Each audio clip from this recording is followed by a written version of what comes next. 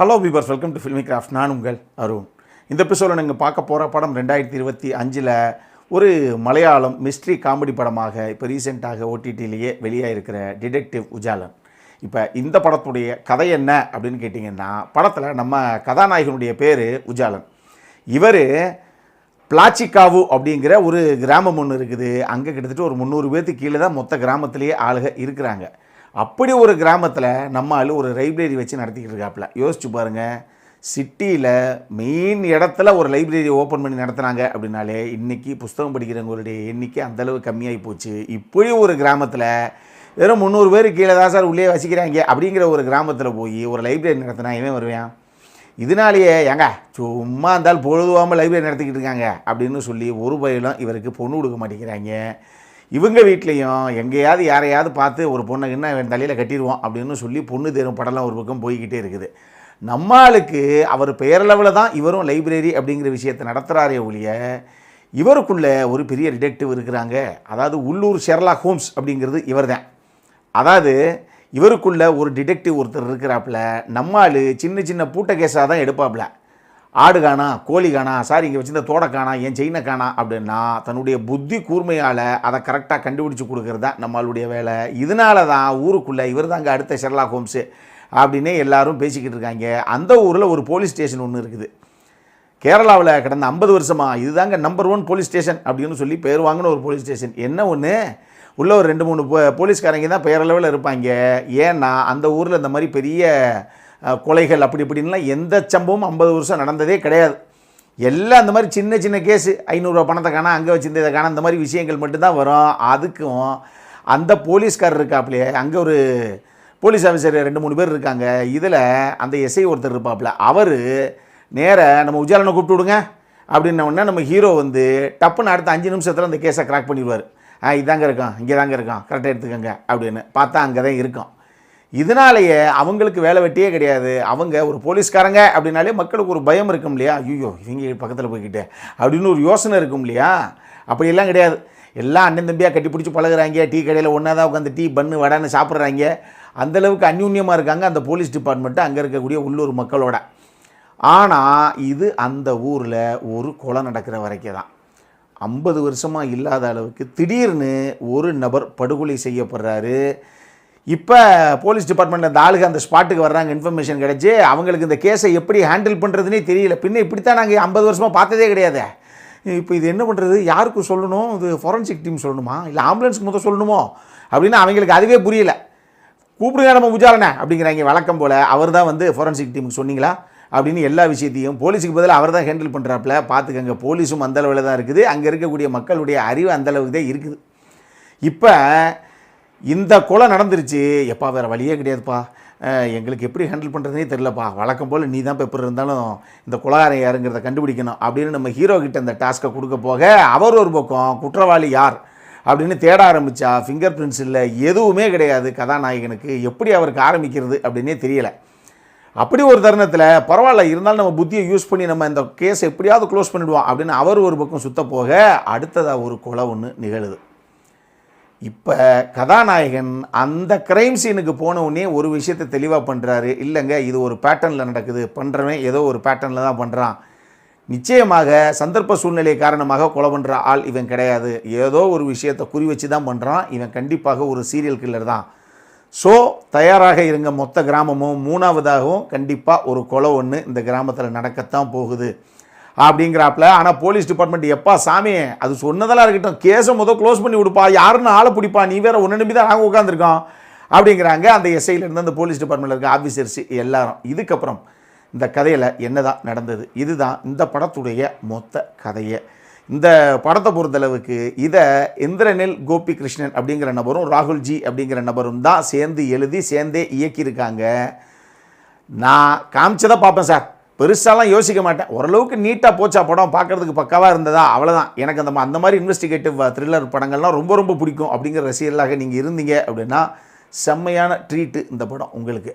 இந்த படத்தை பொறுத்தளவுக்கு முக்கியமான கதாபாத்திரங்களே ஒரு 3-4 கதாபாத்திரங்கள் தான் சொல்ல முடியும். ஒன்று தியான் சீனிவாசன், இன்னொன்று சிஜு வில்சன், இன்னொன்று ரோனி டேவிட் ராஜ், 4வது கோட்டையன் நசீர். இந்த 4 கேரக்டர்ஸ் தான் முக்கியமான கதாபாத்திரம். இதை தவிர வேறு யாரையுமே பெருசாக இவங்க யோசிக்கவும் இல்லை, அந்த கதாபாத்திரங்கள்லாம் பெருசாக எழுதவும் இல்லை அப்படின்னு வச்சுக்கோங்களேன். அதனால் இந்த 4 பேர்த்த சுற்றி தான் கதை நடக்கும். அந்த 4 பேரும் என்ன தேவையோ எடுத்துக்கிட்டு அந்த கதாபாத்திரத்தை நீட்டாக ஸ்க்ரீனில் கொண்டு வந்திருந்தாங்க. இதில் ஒரு சில காட்சிகள் டெஃபினட்டாக சுவாரஸ்யமாக இருந்தது. உதாரணத்துக்கு கதாநாயகன் எப்படிப்பட்டாலும் அவர் எப்படி ஒரு கேஸையும் கிராக் பண்ணுவார் அப்படின்னு இவங்க காமிச்ச அந்த விஷயமாகட்டும். ஏங்க எப்படி இருந்தாலும் எவனோ ஒரு சீரியல் கில்லர் தான் அந்த கொலைகளை பண்ணுறான். அப்போ அந்த கில்லரை நம்ம வெளியில் போய் அவனை பிடிக்க முடியாது அப்படிங்கிறதுக்காக இவங்க பண்ணுற செட் அவுட் பண்ணுற ஒரு ட்ராப்பு, கடைசியாக அது எப்படி இவங்க அக்கம்ப்ளிஷ் பண்ணாங்க அப்படின்னு காமிச்ச ஒரு சில விஷயங்கள்னு சொல்லி டெஃபினட்டாக ஒரு சில விஷயங்கள் சுவாரஸ்யமாகவே இருந்தது இந்த படத்தில். ஆனால் அதே நேரத்தில் டெக்னிக்கலி சவுண்டான ஒரு படம் தான், அதில் மாற்றுக்கிறது இல்லை. இந்த கதைக்கு என்ன தேவையோ அதை நீட்டாக கொண்டு வந்திருக்காங்க. ஒரு பீரியட் ஃபிலிமாகத்தான் இதை செட் அவுட் பண்ணியிருக்காங்க. ஒரு 1990 அந்த டைமில் நடக்கிற மாதிரி தான் கதைக்களத்தை செட் அவுட் பண்ணியிருக்காங்க. அதுக்கு தேவையான சப்போர்ட்டிங்காக எல்லா விஷயங்களும் டெக்னிக்கல் சப்போர்ட்டு இவங்களுக்கு நீட்டாக கிடச்சிருக்கு அப்படின்னே சொல்லுவேன். ஆனால் இதில் பிரச்சனை என்ன அப்படின்னா, கொஞ்சம் யோசித்து பார்த்தீங்க அப்படின்னா இதில் டெஃபினட்டாக நிறைய விஷயங்கள் நமக்கு கொஞ்சம் முன்னுக்கு பின் முரணாகவே இருக்கும். நம்ம கதாநாயகன் இருக்காப்புலையே, அவர் நைட்டு இருட்டிடுச்சுன்னா வெளியவே வர மாட்டாப்புல. அப்படி ஒரு பீதி அவருக்கு, மரண பீதி. எங்கேயும் வர, நீ 1 கோடி ரூபாய் கொடுத்தா கூட நான் வெளியே வர மாட்டேன் அப்படின்னு நம்ம சின்ன தம்பி கவுண்டமணி மாதிரி இப்படி வாதம் பண்ணுற ஒரு கதாபாத்திரம். ஆனால் அப்படின்னு சொல்லுவாப்புல. அப்படி ஒரு காட்சி ஒன்றும் படத்தில் ஆரம்பத்தில் இருக்கும். ஆனால் இவர் இந்த கேஸை கிராக் பண்ண ஆரம்பிச்சதுக்கப்புறம் முக்கால்வாசி டைம் நைட்டில் வெளியே சுற்றிக்கிட்டு இருப்பார். அது எப்படி அங்கே அப்படி சொன்னாங்க, இங்கே எப்படி காமிச்சாங்க அப்படிங்கிற மாதிரியே நமக்கு ஒரு ஃபீலு. அதே மாதிரி கதாநாயகனை பொறுத்தளவுக்கு ஒரு இடத்துல ஒரு க்ளோஸ் என்கவுண்டர் ஒன்று, கில்லரோட ஒரு காட்சி ஒன்று வரும். கதாநாயகன் அதாவது இந்த அளவுக்கு ஒரு லோக்கலில் ஷெர்லாக் ஹோம்ஸ் அப்படிங்கிற ரேஞ்சில் மக்கள்லாம் வச்சு பார்க்குறாங்க.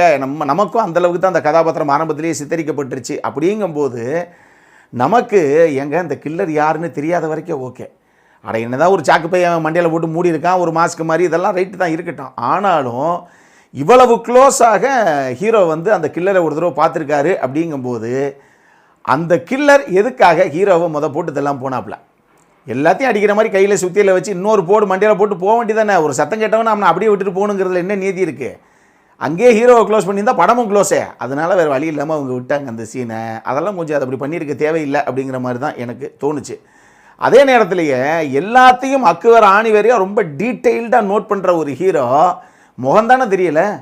அவன் கையில் இந்த மாதிரி ஒரு தழும்பு இருந்தது, இல்லை ஒரு பச்சை குத்தி இருந்தது அப்படின்னு ஏதோ ஒரு விஷயத்தை, ஒரு ஆஸ்பெக்டை வச்சு அடுத்து எப்படியோ கண்டிப்பாக அந்த ஆளை பிடிக்க போகிறாப்புல ஹீரோ அப்படிங்கிற மாதிரி தான் நம்ம என்ன போக்கு இருக்குது. ஆனால் அப்படி எதுவுமே அந்த படத்தில் நடக்கலை. இது ஒரு பிரச்சனை. முதல்ல அந்த கொலைகள்லாம் பண்ணக்கூடிய அந்த பர்டிகுலர் நபருக்கு ஒரு இன்டென்ஷன் இருக்கணும் இல்லையா? ஒரு காரணம் இல்லாமல் ஒரு கொலைகளை ஒருத்தன் அடுத்தடுத்து பண்ண மாட்டான் அப்படிங்கிறதுக்கு ஒரு சின்ன ஃப்ளாஷ்பேக் ஒன்று வச்சுருந்தாங்க இவங்க. அது அந்தளவுக்கு பெருசாக கன்வின்சிங்காக இல்லை. இன்னும் கொஞ்சம் ஸ்ட்ராங்காக நம்பகத்தன்மையாக இருக்கிற மாதிரி ஒரு விஷயத்தை இன்னும் கொஞ்சம் அழுத்தமாக அதை போர்ட்ரே பண்ணியிருக்கலாம். இதனால தான் அந்த கொலைகளை அவன் பண்ண ஆரம்பித்தான் அப்படிங்கிறதுக்கு ஒரு விஷயத்தை ஜஸ்டிஃபை பண்ணியிருக்கலாம் ப்ராப்பராக. இது எல்லாம் போக அதாவது உள்ளே இருக்கக்கூடிய அந்த லோக்கல் போலீஸுக்கு ஒரு துப்பும் கிடையாது அப்படிங்கிறனால இப்போ சிஐஏ ஒருத்தர் இறங்குறார் இல்லையா, அவர் இறங்கினதுக்கப்புறம் இப்போ ஹீரோ ஒரு பக்கம், அவர் ஒரு பக்கம்னு ஹீரோ தேனாலே கண்டுபிடிச்சிருவார் அப்படிங்கிற மாதிரி நமக்கு காமிக்கப்பட்ட அந்த கதைக்களத்தில் இன்னொரு நபர், அவரை மாதிரி புத்தி கூர்மை இருக்கக்கூடிய இன்னொரு பக்காவான ஒரு போலீஸ் ஆஃபீஸர், ஹையர் அஃபீஷியல் ஒருத்தர் இறங்கியிருக்காரு. அப்படிங்கும்போது ரைட்டு, டெஃபினட்டாக மாட்டினாங்கடா 2 பேரும் சேர்ந்து, கண்டிப்பாக எப்படியோ பிடிச்சிடுவாங்கப்பா அப்படிங்கிற ஒரு ஃபீல் ஒன்று நமக்கு வரும் இல்லையா? ஆனால் அவர் இறங்கினாரே ஒழிய அவரும் பெருசாக எந்த ஒரு விஷயத்தையும் கிராக் பண்ணதா ஒரு காட்சியும் ப்ராப்பராக இல்லை. இந்த மாதிரி ரொம்ப டீப்பாக திங்க் பண்ணி பார்த்தீங்க அப்படின்னா நிச்சயமாக அந்த படத்தில் it has its own flaws அப்படின்னு தான் நான் சொல்லுவேன். ஆனால் எதையுமே பார்க்க மாட்டோம் சார், போட்டால் அது மட்டுக்கு படம் ஓடணும், ஒரு நல்ல இன்வெஸ்டிகேட்டிவ் த்ரில்லராக ஒரு படம் இருக்கணும் அப்படின்னு கேட்டிங்கன்னா கொஞ்சம் ஒரு சில இடங்கள் கொஞ்சம் லேக் ஆகிற ஒரு ஃபீலை கொடுத்தாலும் இந்த மாதிரி எதையுமே யோசிக்காமல் படம் பார்க்கக்கூடிய இன்வெஸ்டிகேட்டிவ் த்ரில்லர் ஃபேன்ஸுக்கு இந்த படம் பிடிக்கிறதுக்கான வாய்ப்பு நிறைய இருக்குது. அப்புறம் என்ன, அடல்காரண்டை பொறுத்தளவுக்கு இதில் எதுவுமே கிடையாது. இது ஃபேமிலியோடு உட்காந்து பார்க்கக்கூடிய ஒரு படம் தான். இந்த படம் தியேட்டர் வாட்சாக இருந்ததுன்னா நிச்சயமாக கொஞ்சம் யோசித்து தான் ஒரு வேர்டிக்ட்டை நம்ம கொடுத்துருப்போம். பட் இது ஒரு ஓடிடி வாட்ச் தானே, ஜாலியாக பார்க்கக்கூடிய ஃப்ரீயாக தான் இருக்குது, ஜாலியாக பார்க்குறோம் அப்படிங்கிறனால பார்க்கணும் அப்படிங்கிறவங்க தாராளமாக ஒரு தடவை பார்க்கலாம். ஏன்டா பார்த்தோம் அப்படின்லாம் ஃபீல் பண்ண மாட்டீங்க. அந்தளவுக்கு ஒரு டீசெண்டான வாட்ச் தான் அந்த படம். ஸோ பார்க்கணும் அப்படிங்கிறவங்க பாருங்கள். இதே மாதிரி இன்னொரு வீடியோவோட அடுத்த முறை உங்களை சந்திக்கிற வரைக்கும் இட்ஸ் அருண் சைனிங் ஆஃப்.